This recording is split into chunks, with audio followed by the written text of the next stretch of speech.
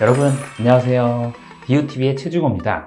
오늘의 주제는 앞트임이나 윗트임 시 생기는 흉터입니다. 본 영상을 보시기 전에 아래 구독, 좋아요 버튼 있으니까 바로 눌러주세요. 앞트임이나 윗트임 성형을 하고 나면 흉터가 생길 수 있냐고요? 여러분, 절개를 하면 뭐든지 흉터는 생깁니다.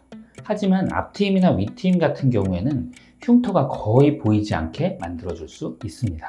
그런데 실은 성형수술이 많이 발달하기 전에는 앞트임이나 윗트임 수술에 흉터가 많이 있을 수 있었습니다.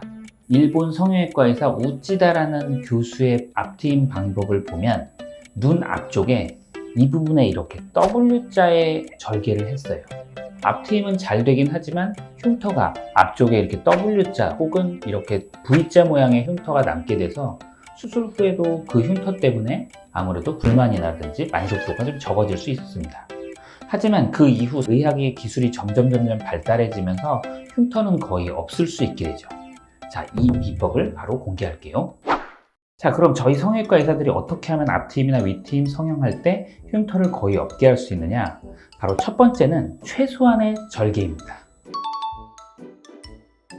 보통 앞트임이나 윗트임 수술을 할 때는 위쪽에 한 3, 4mm 또 아래쪽에 5mm 정도의 절개를 아주 작게 하기 때문에 수술 후에도 그렇게 흉터는 보이지 않을 수 있습니다. 또 하나는 절개를 하되 이렇게 보여지는 평면에 하는 것이 아니라 접혀지는 부분에 하는 거예요.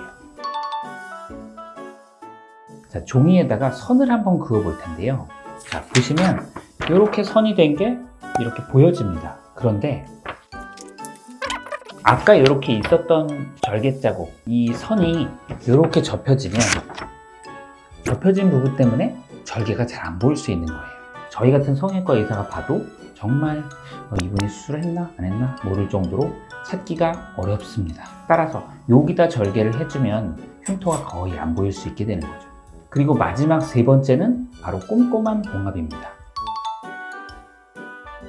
앞트임이나 윗트임을 수술하고 봉합을 할 때 저희 성형외과 의사들이 사용하는 수술실은 세븐제로 나일론이라는 실로 아주 얇은 머리카락 정도의 두께, 그래서 수술을 하고 나도 한 1m, 2m 거리에서는 실도 잘 안 보일 정도고요.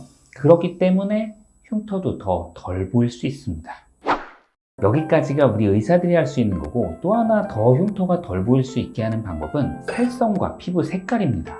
여러분, 살성이라고 해서 흉터가 잘 생기는 분들도 있고 덜 생기는 분들도 있어요. 대개는 피부가 두꺼운 분들은 안쪽에 섬유모세포라든지 이런 것들이 많이 모여지는 게 더 많기 때문에 흉살도 더 생기고 또 흉터에 생길 수 있는 가능성이 더 많아지게 되거든요. 너무나 다행인 거는 앞트임 부분, 즉 눈의 앞쪽 피부는 아무리 피부가 두꺼운 분들도 이쪽 부분은 다 얇기 때문에 수술 후에도 흉터가 거의 안 남는 것이 대부분입니다.